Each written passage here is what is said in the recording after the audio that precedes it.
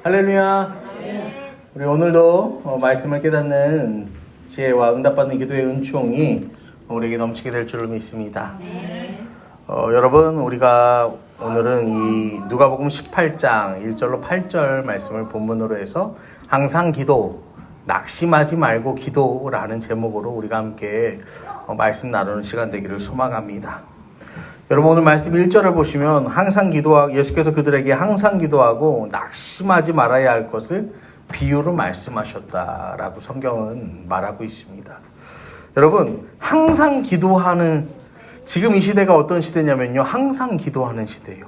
뭘 기도하는 시대냐면요, 자기가 원하고 바라는 것을 이루기 위해서 소원하는 시대예요. 여러분, 두쫀쿠 드셔보셨어요? 두쫀쿠? 두쫀쿠가 뭔지 두바이 쫀득 쿠키라고 해요. 두바이 초콜릿이 유행했는데 지금은 두바이 쫀득 쿠키래. 저도 못 먹어봤어요. 근데 제가 이제 이 어떤 SNS 어떤 글을 봤는데 어떤 목사님이 여러분 요즘 유행하는 그 무슨 초콜릿이 있다는데요, 뭐 이런 얘기를 했대. 그래서 방송실에서 두바이 쫀득 쿠키라고 이렇게 띄워줬대. 그랬더니 목사님이 두바이 쫀득 쿠키 그 얘기를 하더래. 그러니까 옆에 있던 청년이요 그랬대.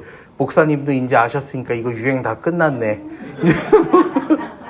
그런 얘기를 했더라는데, 여러분, 이게 지금 엄청난 유행이에요. 그래서 요만한 거 하나리요, 막 8,000원, 9,000원 막 이래. 근데 사람들이 이거를 못 먹어서 난리야. 막 몇 군데를 돌고 막 몇 시간을 줄 서서 기다려요. 우리가 왜 그 크리스마스 시즌 되면은 저기 성심당에도 그 새벽부터 사람들이 줄을 서서 막 해서 하잖아요. 그래서 제가 어떤 건 봤는데 어떤 사람이 새벽에 성심당은 6시 이제 막 돼서 갔는데 성심당 앞에 줄이 엄청 짧더래. 그리고 이게 대체 무슨 일인가, 줄이 이렇게 짧다니. 그래서 신나서 막 갔는데 거기서 갑자기 밑으로 내려가세요 그러더래. 그러니까 지하상가로 쭉 내려가는데 이게 지하상가에 그 분수 있잖아, 거기 피자 파는데 거기까지 사람들이 줄을 서 있더라는 거예요. 그래서 이 케이크를 먹기 위해서 이렇게 하는 게 맞는가? 막 이제 그런 생각을 또 했다고 하는데, 사람들은요, 자기가 열망하는 거, 이 시대 사람들은 자기가 열망하는 거, 이루고 싶은 거, 한번 경험해보고 싶은 거, 이걸 위해서요, 항상 기도해. 이걸 위해서 열심으로 이거를 뭐 한다는 거예요? 간구한다라는 거죠. 여러분, 그런데요, 우리 믿는 그리스도인들도 뭐 해야 되냐면 항상 기도해야 돼.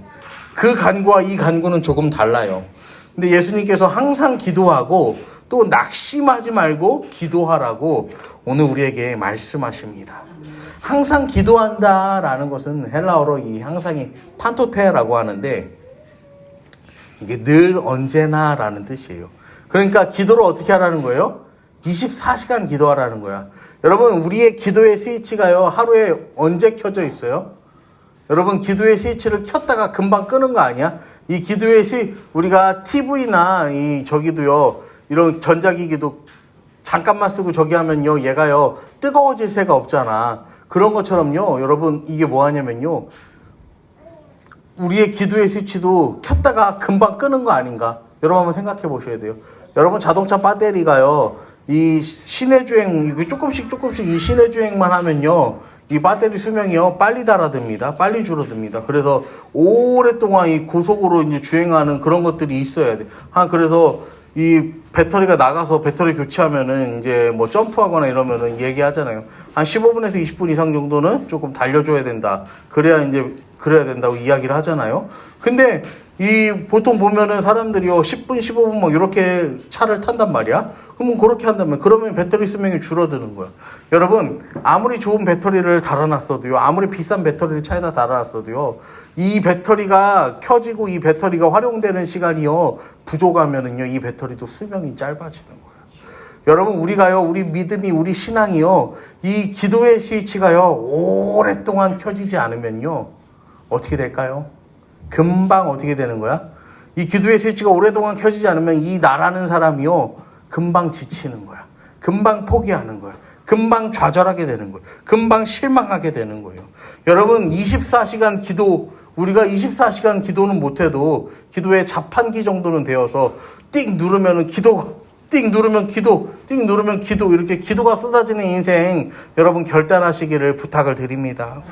그러면서 이 낙심하지 말고 기도한다는데, 낙심이라는 것은 헬라어로 엔카케오라고 하는데, 이 낙심이 뭐냐면 마음을 잃다라는 거예요. 그러니까 우리가 항상 기도해야 되는데 마음을 잃어버리지 말고 기도하는, 이 마음, 기도의 동력을 잃어버리지 말라는 거예요. 기도할 이유를 잃어버리지 말라는 거예요. 기도할 열심을 잃어버리지 말고 열심으로 기도해라. 오늘 예수님은요, 우리에게 그렇게 말씀하시는 거예요. 여러분, 1절 말씀만 우리가 그냥 봐도요, 이 말씀이 굉장히 중요한 말이잖아요. 그냥 들어도 이해가 바로바로 되잖아요. 근데 예수님께서 굳이 이걸 비유로 말씀하시는 이유가 뭐냐면요, 이 머리로 아는 지식을요, 우리 삶으로 살아내게 하시려고 그런 거예요. 여러분, 오늘도 그 주님의 마음대로, 주님의 마음, 주님의 뜻을 알고 이 하나님의 말씀을 여러분 마음으로 우리의 삶으로 살아내는 저와 여러분 되기를 소망합니다. 그래서 1절은 기도에 대한 매뉴얼이에요. 매뉴얼. 누가 우리한테 묻는 거예요. 기도 어떻게 해야 돼요? 그럼 이렇게 돼요. 항상 기도하는 거예요. 항상 기도하는 게 뭔데요? 24시간 자판기가 돼갖고요, 누르면 딱 하고 누르면 딱 하고, 이 상황이 마주치면 상황이 이렇게 되면 상황이 이렇게 되면 기도가 나와야 되는 게 항상 기도하는 거예요. 또 어떻게 기도해야 돼요? 낙심하지 말고 기도해야 돼요. 마음을 잃어버리지 말고 기도해야 돼요. 이 기도할 열심을, 기도할 이유를 잃어버리지 말고 기도하면 돼요. 여러분, 이게 기도의 매뉴얼이라는 거예요. 매뉴얼.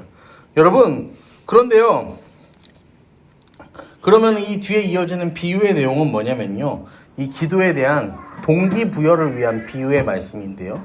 2절을 보시면 이르시되 어떤 도시에 하나님을 두려워하지 않고 사람을 무시하는 한 재판장이 있는데, 한 사람이 소개되는데 이 사람은 뭐라고 소개합니까? 하나님을 두려워하지 않고, 그 다음에 사람을 무시하는 한 재판장. 여러분, 이런 사람은 대체 어떤 사람일까요? 하나님을 무시하면서 살아가는 거야. 하나님을 두려워하지 않는다는 거예요. 이거는 이 사람은 영적 도덕적 기준이 없다는 거예요. 그 다음에 사람을 무시하면서 살아가는 거예요. 사회적 약자에 대한 공감과 이해가 전혀 없는 사람이에요. 이런 사람이 뭐죠? 사이코패스, 이제 그렇게도 영화나 드라마 같은 데 보면은 그렇게 도덕적으로 그런 감정이, 또 어떤 감정이 이런 게 결핍되어 있는 사람들 그렇게 묘사하기도 하는데요. 그냥 이 사람은 뭐냐면은 자기 잘난 맛에 사는 사람이죠. 그냥 하나님? 그게 뭔데? 영적 도덕적 기준 없이 내가 원하는 대로 내 뜻대로 살아가는 거예요. 그 다음에 다른 사람에 대한 이해도 없고 공감도 없는 거예요. 여러분, 예수님께서 기도에 힘쓰라고, 항상 기도하고 낙심하지 말고 기도하라고 매뉴얼을 주시자마자 비유가 그 이어지는데 최악의 상황을 가정한 비유가 시작되는 거예요. 그래서 그 도시에 한 과부가 있어. 자주 그에게 가서 내 원수에 대한 나의 원한을 풀어줘서 하세. 여러분, 이 과부도 기가 막힙니다. 들어도 공감하지 않고 들어도 이해하지 않는 긍휼의 마음, 자비의 마음이라고는 눈꼽만치도 없는 사람에게 매일 나가서 뭐 하는 거예요? 하소연하는 거예요. 여러분, 이게 소기의 경읽기보다 더한 거죠. 내가 얘기하고 또 얘기하는데 들어먹지를 않아. 여러분, 그런데요, 우리 주님께서는 우리한테 항상 기도하고 낙심하지 말고 기도하라고 하잖아. 이 과부가요, 매뉴얼대로 하는 거예요. 응답이 없는데, 반응이 없는데 항상 기도합니다. 항상 간청하는 거예요. 낙심하지 않고 기도해. 간청하잖아요. 매뉴얼대로 기도합니다. 여러분, 세상 모든 도구에는 다 매뉴얼이 있습니다. 여러분, 근데 우리가 그 매뉴얼대로 씁니까, 안 씁니까? 여러분, 물건 사면 설명서 읽어봅니까, 안 읽어봅니까? 설명서 안 읽어봐. 설명서대로 안 읽어보고 이거는 또 어떻게 쓰는 거냐 이제 이러는 거야.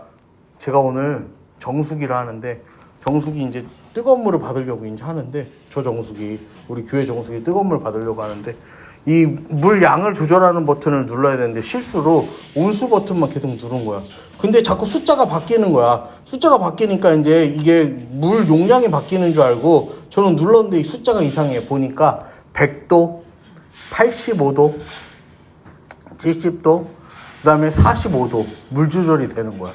분유물도 타먹을 수 있고, 이 75도, 80도에 차를 타먹는 온도도 있고, 100도 이 끓인 물이 있는 거야.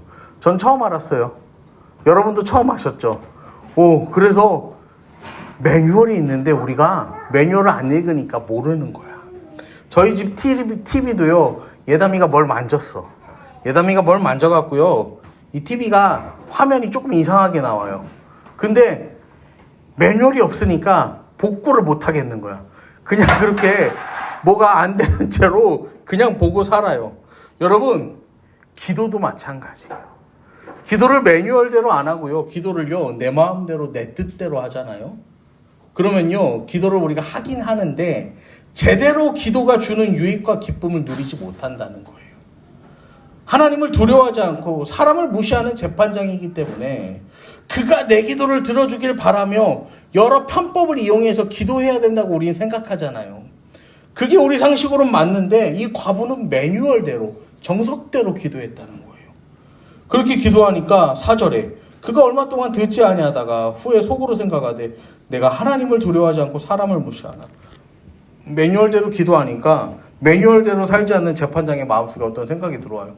나는 하나님도 두렵지 않고 사람도 무시하며 사는데 이 과부가 나를 번거롭게 하니 내가 그 원한을 풀어주리라. 나를 귀찮게 하니까, 자꾸 하소연하니까 저건 풀어줘야겠다. 이 재판장이 생각을 하는 거예요. 그렇지 않으면 늘 와서 나를 괴롭게 하리라 하였느냐. 재판장의 일상적인 삶이 이루어지지 않을 정도로 항상 기도했고, 거절에도 낙심하지 않고 기도했더니 더 이상 귀찮아서 안 되겠다. 내가 그냥 그 원한을 풀어줘야겠다라고 불의한 재판장이 생각하는 거예요. 그래서 6절과 7절을 보면 주님께서 이렇게 말씀하십니다. 불의한 재판장이 말한 거 들어라. 하물며 하나님께서 그 밤낮 부르짖는 택하신 자들의 원한을 풀어주지 아니하시겠느냐. 그들에게 오래 참으시겠느냐. 하나님을 두려워하지 않고 사람을 무시하는 재판장도요, 매뉴얼대로 간청하니까요, 자기의 귀찮음을 감수하기 위해서요, 뭐 하는 거예요? 들어준다라는 거예요. 그 기도를 들어주는 거예요. 하나님께서 들어주지 않으시겠느냐. 하나님께서 너의 그 원통함을 풀어주지 아니하시겠느냐. 하나님께서 과연 오래 참으시겠느냐. 여러분, 하나님께서 우리를요, 자녀 삼아주셨죠. 자녀. 여러분, 자녀의 특권 중 하나가 뭡니까? 자녀의 특권 중 하나는 부모에게 당당히 요구할 수 있다라는 것이죠. 근데 이 당당한 요구에는 논리가 있습니까? 없습니까? 3살 먹은 애나 30살 먹은 애나 부모한테 요구할 때는요, 논리가 없어요. 그 다음에 이성도 없어. 그냥 입에서 나오는 대로 뭐 하는 거예요? 입에서 나오는 대로 말하는 거야. 그리고 그걸 되게 해달라고 하는 거예요. 그게 자녀예요. 그냥 해달라고 요구해도요, 응답하는 것이 부모입니다. 그런데 막 자녀가요, 매뉴얼을 가지고 와서요, 제가 이렇게 요구하는 이유는 이와 같습니다 이러면서 막 프레젠테이션을 한다고 생각해봐. 여러분, 그러면요, 그 요구에 어찌 응답하지 않을 수 있겠어요? 어떻게 반응하지 않을 수가 있겠어요? 어떻게 그걸 모른 채 할 수가 있겠어요? 우리 하나님께서도 그렇게 하신다라는 거죠. 그래서 8절에 내가 너에게 이르노니 속히 그 원한을 풀어주시리라. 그러나 인자가 올 때 세상에서 믿음을 보겠느냐. 속히. 이 속히라는 것은 여러분 오해하시면 안 돼요. 이건 우리 시간표가 아니에요. 하나님의 그때예요. 하나님의 그때. 풀어주시리라. 풀어줄지도 모른다가 아니에요. 가정문이 아니라 반드시 풀어주신다라는 거예요. 그러니까 지금 응답이 되지 않는 것 같아. 지금 항상 내가 기도하고 낙심하지 않고 기도하는데 왜 항상 기도합니까? 응답이 없으니까 항상 기도하지. 왜 낙심하지 말고 기도합니까? 응답이 안 오니까 낙심하지 않고 기도하는 거죠. 그렇지만 그럼에도 불구하고 그렇게 기도해야 하는 이유가 뭐라는 거예요? 하나님은 내 기도를 반드시 듣고 응답하신다는 거예요. 하나님 반드시 풀어주신다라는 거예요. 그런데 중요한 게 뭐냐면요, 그러나 인자가 올 때 세상에서 믿음을 보겠느냐라고 성경은 말해요. 이 말이 뭐냐면요, 인자가 올 때 세상에 믿음이 남아있겠냐라는 거예요. 여러분, 오늘 이 시간 우리가 함께 기도하며 나아가실 때요, 또 우리가 찬양하면서 결단하실 때 과연 우리는 응답의 순간이 오는 그때까지 낙심하지 않고 나는 기도할 수 있는가? 한번 여러분 영적으로 점검해 보시기를 바랍니다. 낙심하지 않고 기도할 믿음이 나에게 있는가? 그 다음에 또 두 번째는 응답하시는 하나님, 그 준비되신 하나님 앞에서 과연 우리는 끝까지 하나님을 믿고 하나님을 기대하는 믿음을 갖고 나는 살아갈 수 있는가? 세상 끝날까지 나 믿음을 잃지 않고 살아갈 수 있는가? 여러분, 우리가 이거를 이 시간 결심해 봐요.